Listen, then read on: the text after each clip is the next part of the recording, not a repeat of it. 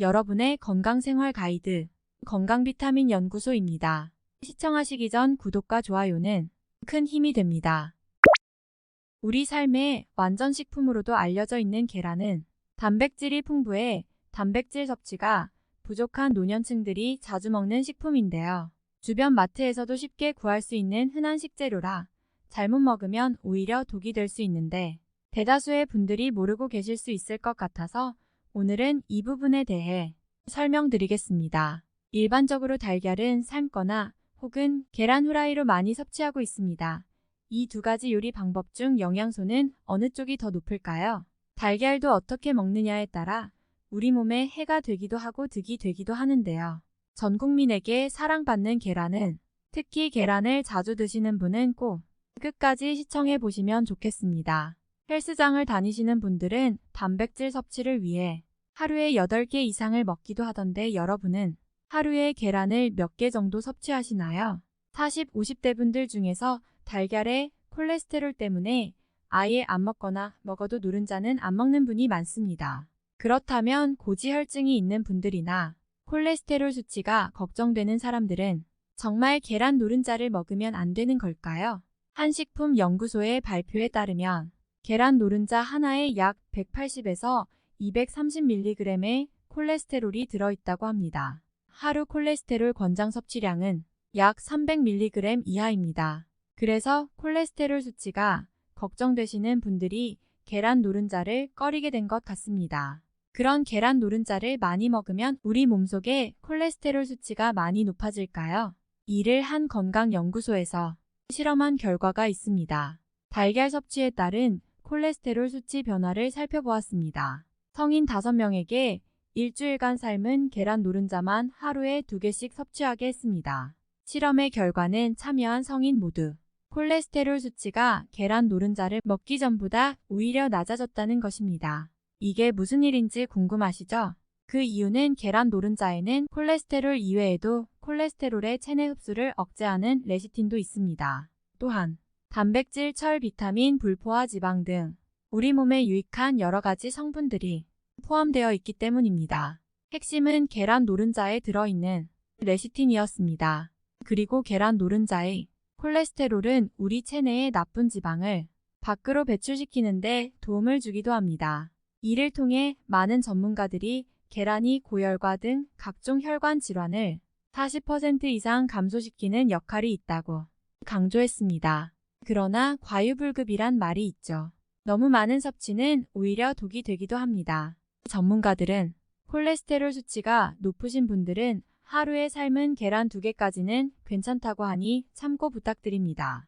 계란을 제일 간편하게 먹는 방법은 계란 후라이와 삶은 계란인데요. 둘 중 어느 요리 방법이 영양소가 더 높을까요? 각각의 성분을 분석해 본 결과가 있는데요. 계란 후라이와 삶은 계란은 지방과 열량에서 큰 차이가 났습니다. 삶은 계란은 열량이 100g당 140칼로리이고 계란 후라이는 100g당 200칼로리로 나타났습니다. 지방 함량의 경우 삶은 계란은 85g, 계란 후라이는 13g으로 나타났습니다. 계란 후라이의 수치가 높은 이유는 계란 프라이를 할 때 사용하는 기름 때문입니다. 열량과 지방을 살펴보았는데요. 제일 중요한 단백질의 경우 어디가 더 높을까요? 삶은 계란은 100g당 13g의 단백질 함량을 나타냈고 계란 후라이는 100g당 15g의 단백질 함량을 보여 계란 후라이가 조금 더 높게 나왔습니다. 그래서 이를 보충해 줄 수 있는 다른 음식과 같이 먹으면 좋은데요. 최근 영국 영양학회에서 계란과 관련된 한 연구 결과를 발표했습니다. 연구팀은 3가지 종류의 샐러드를 준비했습니다. 첫 번째는 삶은 계란을 넣지 않은 샐러드, 두 번째는 계란을 1개 넣은 샐러드, 마지막으로 계란을 3개 넣은 샐러드였습니다. 실험 참가자들은 스스로 셋 중 하나의 샐러드를 먹기 전후 피검사를 했습니다. 결과는 삶은 계란이 많이 든 샐러드를 먹은 참가자 일수록 베타카로틴, 알타카로틴, 리코펜, 루테인 등을 포함한 카로티노이드 계열의 영양성분 흡수율이 높게 나왔습니다. 이 연구 결과를 통해 삶은 계란과 채소를 같이 먹는 것만으로도 카르티노이드의 체내 흡수율이 최소 450% 이상 증가하는 것을 확인하였습니다. 카로티노이드는 지용성 비타민의 일종입니다. 이 성분이 삶은 계란 노른자에 있는 지방 성분과 함께 섞여 체내 흡수율이 높아지는 것입니다. 카로피노이드 성분은 노란색 혹은 붉은색 과일이나 채소에 많이 들어있는 식물 색소입니다. 항산화물의 일종인 카로티노이드는 노화를 예방하며 당뇨와 관련된 각종 합병증도 예방해줍니다. 그럼 앞으로 샐러드를 먹을 때 본인 식성에 따라 삶은 계란을 한두 개 넣어 드시면 좋겠죠. 중국에서 많이 먹는 토마토 계란볶음도 서로 궁합이 좋습니다. 이번에는 계란과 절대 함께 먹으면 안 되는 음식에 대해 알아보겠습니다. 제일 간편하고 빠르게 먹을 수 있는 삶은 계란은 먹을 때 목이 막히니 마실 것을 많이 찾으시는데 첫 번째 마시는 차 종류입니다. 삶은 달걀을 녹차나 홍차와 함께 마시면 차 속에 들어있는 탄닌 성분이 계란 속에 단백질과 만나 결합을 하게 됩니다. 이 때문에 장운동을 방해하고 결국 영양소의 흡수율도 떨어뜨립니다.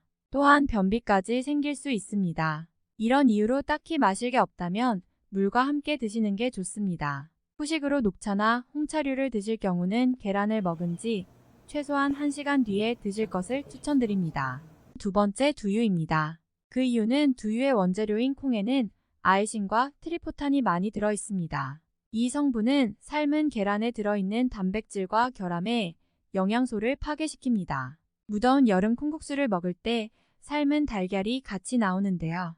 영양소 손실을 줄이려면 콩국물과 함께 먹지 않는 게 좋습니다. 세 번째, 감입니다. 감도 달걀과 함께 드시는 건 피하셔야 됩니다.